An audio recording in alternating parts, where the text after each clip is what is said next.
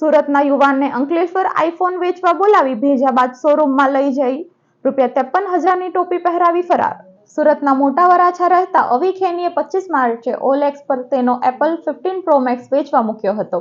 સાંજે અમિતભાઈના નામે ભેજાબાજે વોટ્સએપ કરી તે અંકલેશ્વરનો અને મોબાઈલ ખરીદવા માંગતો હોવાનું જણાવ્યું હતું.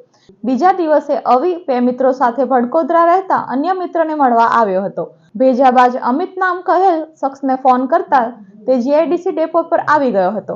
ભેજાબાજને વાતમાં સુરતનો યુવાન સામે આઈફોન 17 પ્રો મેક્સ ખરીદવા માંગતો હોવાનું કહેતા ગઠિયાએ તે ક્રોમામાં નોકરી કરતો હોવાનું કહ્યું હતું.